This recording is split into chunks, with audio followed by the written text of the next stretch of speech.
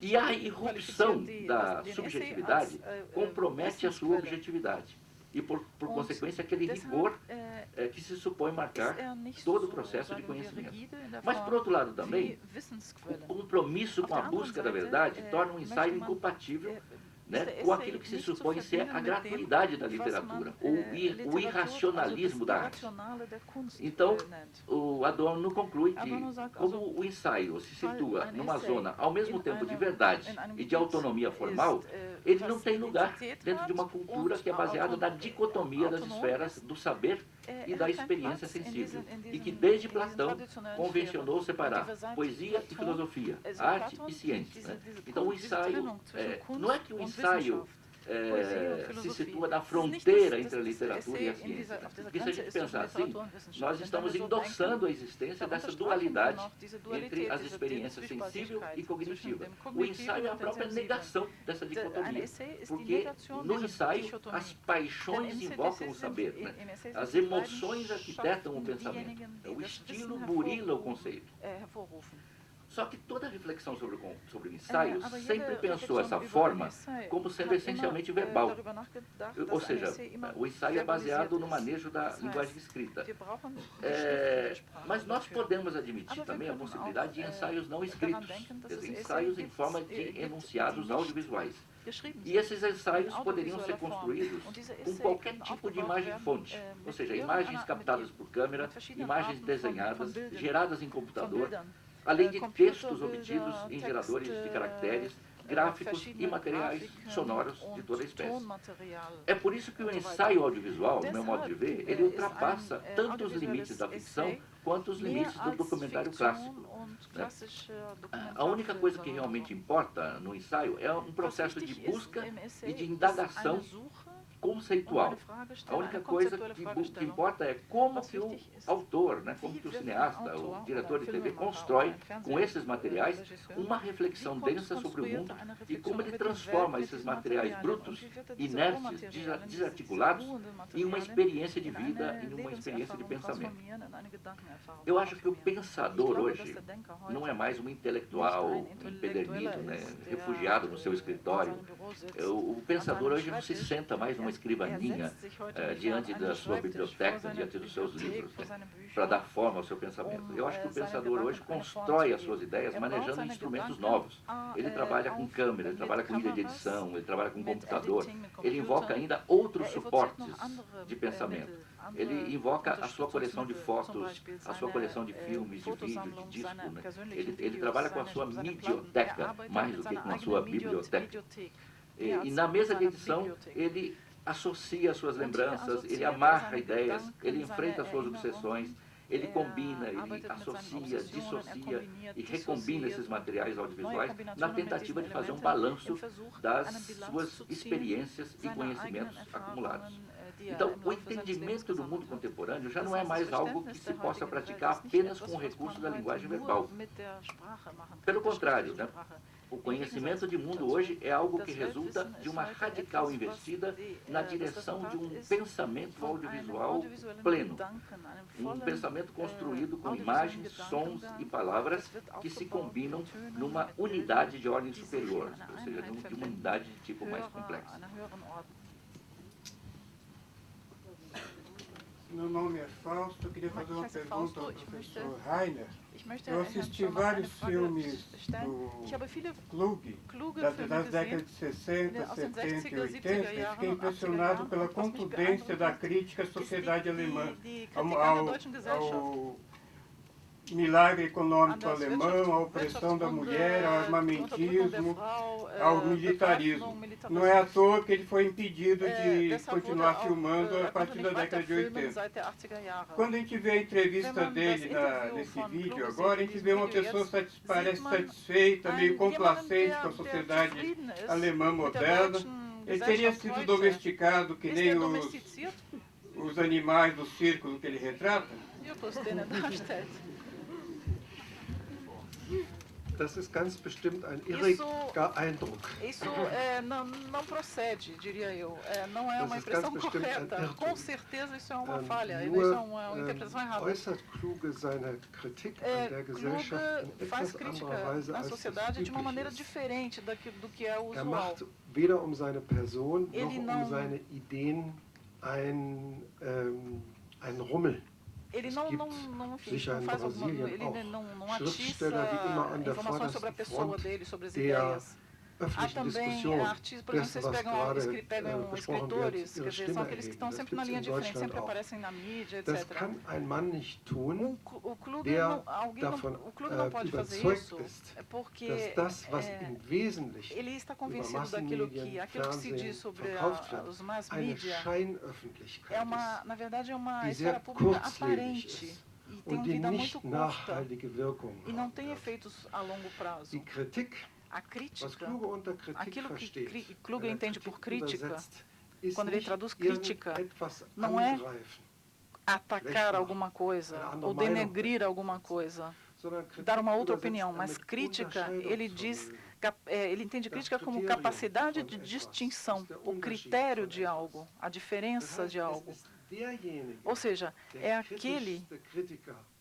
o maior crítico é aquele que tem a maior capacidade de distinção, de discernimento, e que cada vez mais, quando se discute sobre um tema, aquele que pode falar sobre as diferenças e não aquele que briga em tom mais alto. O Kluge nunca fez isso, na verdade. Há um programa na televisão sobre a voz, em que ele entrevista uma outra pessoa e eles dizem que a voz mais importante é a voz baixa, aquela silenciosa que você faz um esforço para ouvir. A voz sussurrada, é isso que nos interessa. E quando alguém berra ou grita, nós fechamos os ouvidos, tapamos os ouvidos e não ouvimos mais. Então, é uma forma muito diferente de crítica, mas que desde o início ele sustenta. E hoje ele não ficou mais sábio e não ficou mais domesticado. E isso pode ser comprovado a partir das histórias dele. De livro para livro, eles vão ficando cada vez mais radicais. E se formos observar como ele lida com fatos e com a realidade. Para terminar, aí eu termino respondendo a essa pergunta, eu queria dar um exemplo da televisão, que meu colega aqui descreveu tão belamente. É um programa que fala fala das Torres Gêmeas. E aí o parceiro, esse senhor Berling, enfim, que não tem noção de nada, não sabe nem o que são as Torres Gêmeas, enfim, esse personagem é um senhor bem forte, enfim, ele é um pouco ousado, enfim. E ele é entrevistado como advogado que está falando sobre o seguinte: se o ataque às Torres Gêmeas era um acidente ou se foram 2 acidentes. Porque vocês sabem que foram 2 aviões. A pergunta é um acidente? Só se paga metade do seguro. Se forem 2 acidentes, paga-se o dobro do valor do seguro. E aí vocês estão rindo. E nós todos diríamos, não, mas isso não é verdade, não pode ser verdade. Numa época em que ainda 6 anos depois, a sociedade americana está sob efeito de choque, em que se discute como se procede o luto, ou seja, toda aquela sensação que surgiu naquela época ainda está totalmente presente e as pessoas até agora ainda não sabem como lidar com essa sensação. E nós riríamos e diríamos, é fake. Não, mas é verdade. Só que vocês nunca vão ler isso na primeira página dos jornais. A crítica consiste justamente por exemplo, vocês não conseguem colocar um advogado na frente da câmera, na frente da televisão, mas é uma crítica de colocar um fato desse tipo na televisão. É isso que é a crítica do Kluge. Jamais ele diria, bom, o que os advogados fazem? Escrever um panfleto? Então ele convida o Berling e faz de conta que ele é um advogado. E depois de 15 minutos, vocês veem a fantasmagoria da realidade. As massas não sabem como lidar com isso. E do outro lado, business como de costume. São negócios. Então, a partir de um programa desses, você cria uma consciência que não pode ser superada por nenhum artigo com os melhores recursos retóricos.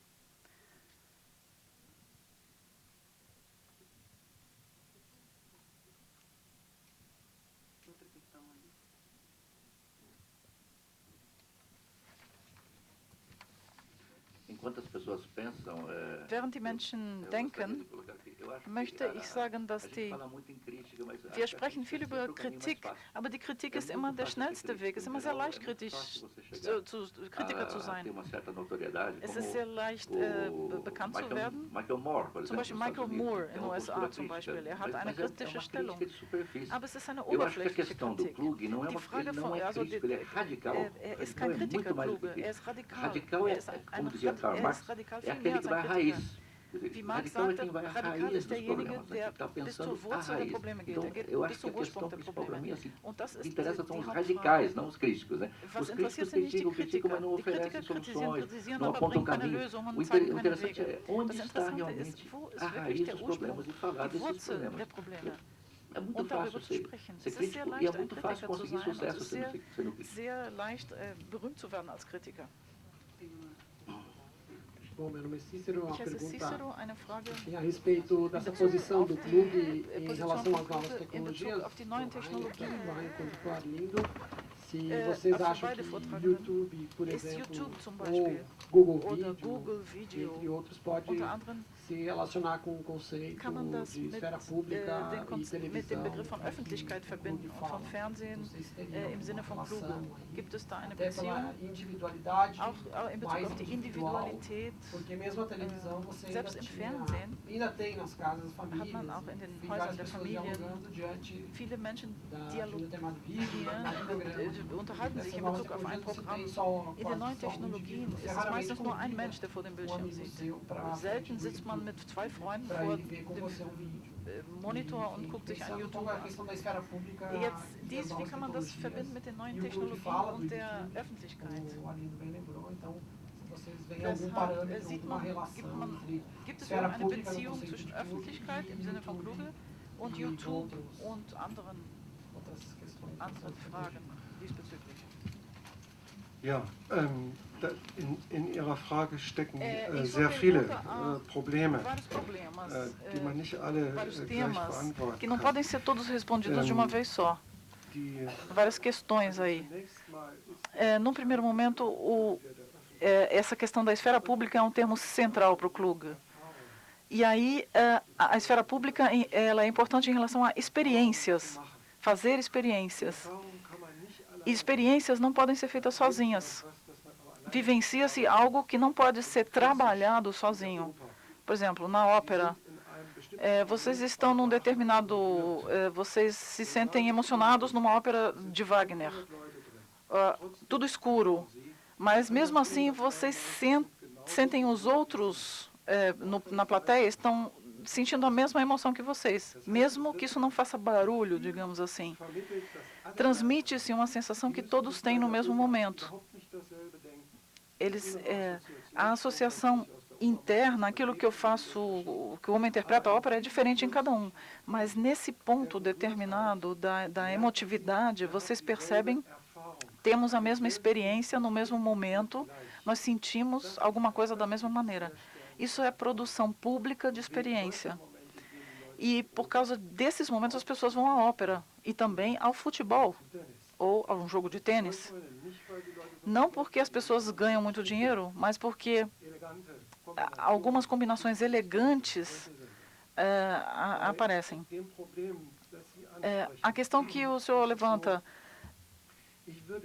eu não apostaria que daqui a 20 anos, ou talvez antes, pelo menos na Europa Ocidental, ainda vamos ter essa televisão como a conhecemos hoje. Por exemplo, sistema dual, uma mistura de TV particular e pública, e pessoas que assistem a um programa. No mundo inteiro, vocês podem ver que os jovens fogem da televisão, eles vão para a internet. Eles não assistem mais a TV. Se eles querem saber alguma coisa ou se eles querem assistir a filmes, eles vão para a internet. E também os grandes jornais, pelo menos na Europa Ocidental, na Alemanha, os jovens fogem. E se vocês pensarem nessas formas clássicas de esfera pública, os bons jornais e a TV pública, se eles não se preocupam com isso, e se eles não percebem esse interesse pela internet que se dissemina, se eles não chegarem perto disso e começarem a cooperar com isso e levar esse fenômeno a sério, aí eles não existirão por mais muito tempo. Porque a televisão, ela na verdade tem pés de barro. Ela é frágil se ela não colaborar com essas inovações. A internet é a mídia nova. Se vocês pensam no Kluge, eu quero fundar uma nova enciclopédia, é o que o Kluge diz ali. Isso deveria ser feito na internet, não em papel. E esses projetos como o Wikipédia são precursores disso. Por exemplo, Wikipédia, YouTube, muitos outros blocos deveriam ser organizados e lidar com a infraestrutura, enfim, a parte especializada das grandes empresas e começar algo organizado para que não sejam apenas, digamos, sacos de batatas. Assim, tem uma batata interessante aqui, outra ali, mas que se crie uma enciclopédia de peso. Eu entro num portal, entro com uma palavra e posso assistir a um filme sobre esse tema, eu posso ler 200 páginas, ou eu posso assistir um minuto sobre esse tema, ou eu posso me informar sobre a Guerra Civil Espanhola. Só que isso deveria ser estruturado. Isso seria uma nova enciclopédia. E, na verdade, é isso exatamente que o Kluge pretende. Essa é uma das questões que foi levantada aqui. Outra questão que foi levantada aqui no final, o que passa a ser esfera pública se só são indivíduos diante de uma televisão? O problema não se resolve aí. Eu não posso responder a isso. Só podemos dizer aí que, a partir dessa cena de jovens que agem dessa maneira, que usam o computador, por exemplo, como a mídia principal, e aí podemos dizer que há impulsos sociais que se desenvolvem aí. Eles não se satisfazem simplesmente pelo fato de estarem atrás do monitor, né? Há encontros, etc., para discussões. Então, isso, na verdade, é o início de esfera pública que cria uma esfera pública viva.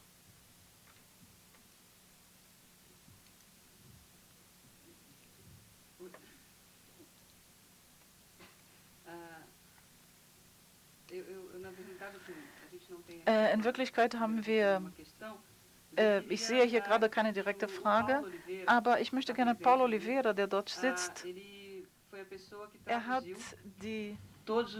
alle Filme von Alexander Kluge übersetzt.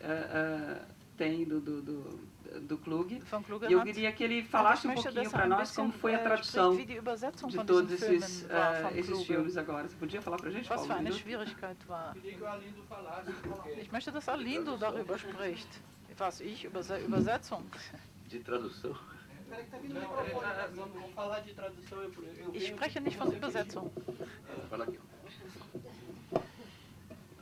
Não, acho que a única coisa que eu gostaria de colocar foi uma emoção muito grande traduzir esse filme como alguém que foi para a Alemanha, meio fugido do Brasil em 77 e viveu esse ambiente. A oportunidade de ter filmes como a Alemanha no Outono sendo apresentados no Brasil e, quem sabe, entendidos no Brasil, na minha condição também de professor de alemão, é uma alegria muito grande você ver isso, porque foi com intensidade muito grande que eu vivi essa época. E nós temos, inclusive, essa questão do terrorismo. Dá para comer? Ok. É só isso, que é uma emoção muito grande. Eu prefiro não tomar o tempo, porque também como tradutor no Goethe há uns 15 anos, eu gostaria de testemunhar que raríssimas vezes tive mesas assim com tão alta qualidade. Eu preferia que eles continuassem aqui.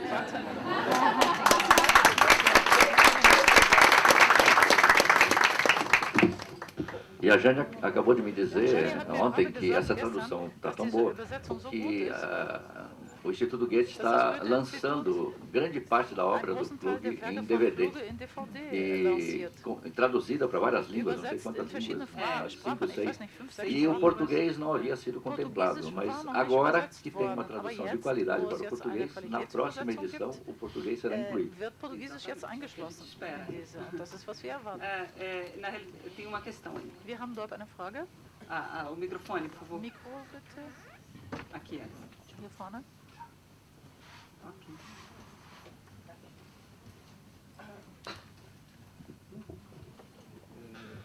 Eu sou Sérgio Roque, artista plástico. Tenho uma pergunta para o professor Heine. Eine Frage an Herrn Rainer Storm. Dois signos Ich habe nos zwei filmes do...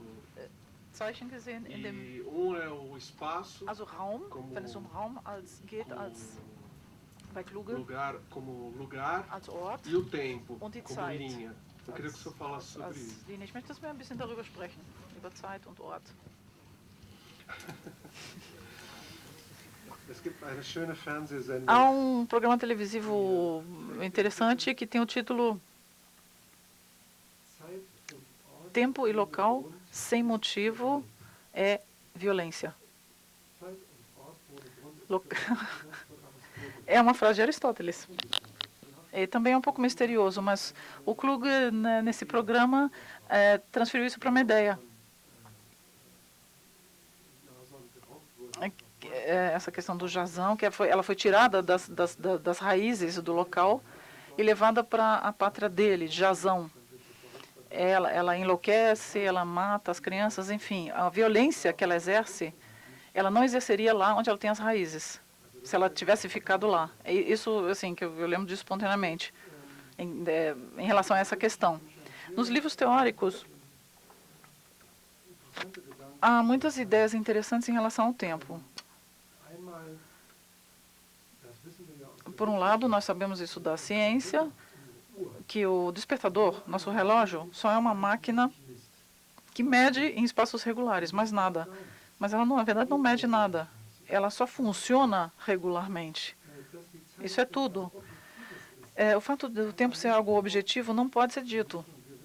Nós sabemos de Einstein que ela é relativo. O tempo é relativo.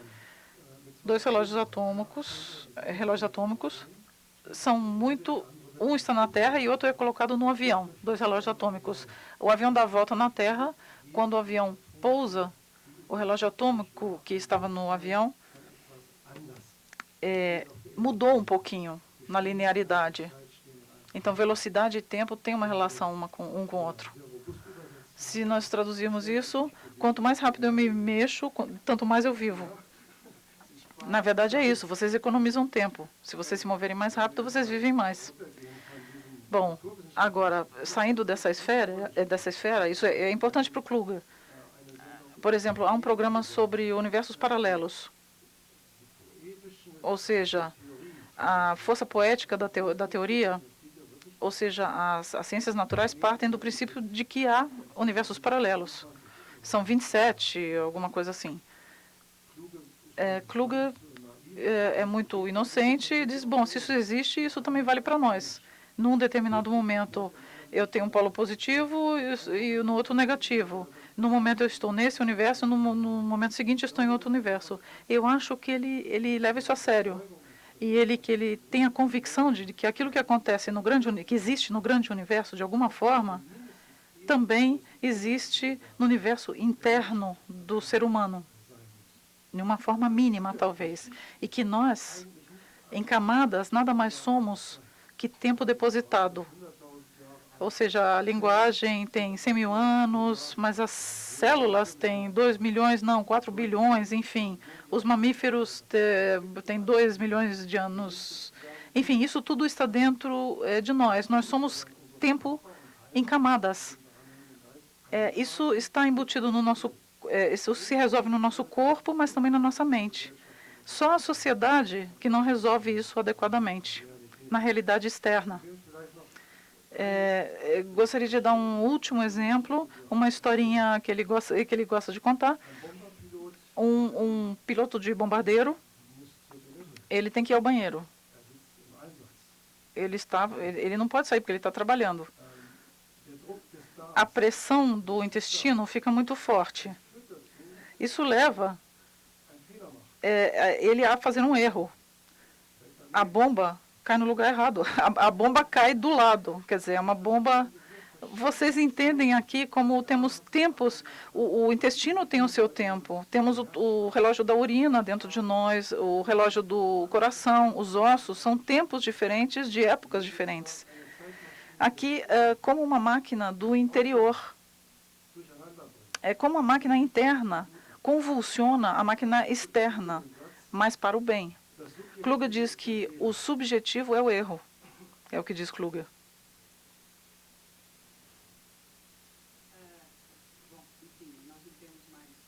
Wir haben leider nicht mehr Zeit.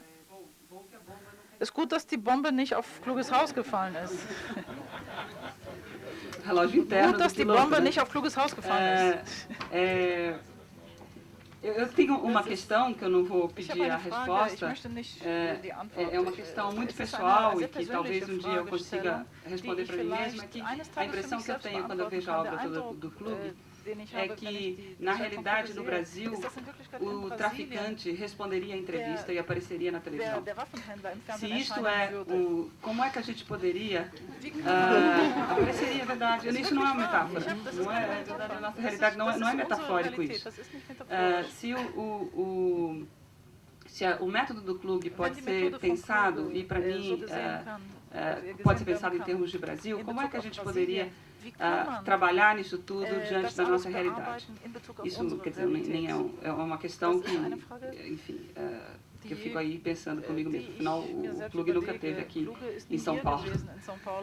Nós convidamos para vir e espero que a gente consiga trazê-lo. Por outro lado, eu fico muito feliz de pensar que uma obra como essa, que tem assim, essa potência de pensamento, pode ser exibida agora em São Paulo e vai ser exibida em todo o Brasil. Isso realmente me sinto assim com uma missão cumprida e fico muito feliz com isso. Eu quero, em primeiro lugar, agradecer ao CCBB, a Giovana Fernandes em especial, por ter acolhido essa mostra, aos dois palestrantes, Heine Stolman, que veio de Bremen, especialmente para essa mostra, e que também nos cedeu dois textos super interessantes para a nossa publicação, dois textos assim, essenciais para o entendimento da obra do Alexander Kluge, assim como o Arlindo Machado, que foi convidado para escrever de última hora sobre o Alexander Kluge, uma parte pequena de apresentação, escreveu um artigo inteiro, maravilhoso, para a gente entender também um pouco a televisão de Alexander Kluge. E isso tudo envolveu uma equipe enorme de tradutores. Tenho que agradecer a todos eles, Jorge Sperber, Marta Lima, o Paulo Oliveira, que traduziu todos os DVDs e mais as sinopses que estão publicadas no livro. A Estela Cavalheiro, que revisou o livro para a gente. Tenho que agradecer a Marília Perracini, que também traduziu o texto da Miriam Hansen. Por vamos dizer, uma conjunção assim, cósmica, a Júlia Bustos, da Kozak Naif, recebeu esse material e gostou do material, e como quase todo mundo que trabalhou para essa organização dessa mostra se apaixonou por Alexander Kluge. É uma espécie de transferência que as pessoas vão tendo, transferência no sentido freudiano, em relação à obra de Alexander Kluge, vão se apaixonando, e isso vai levando aí a uma enorme produção como essa. Então a gente está lançando hoje esse livro, que chama-se Alexander Kluge, o Quinto Ato, que é inspirado nessa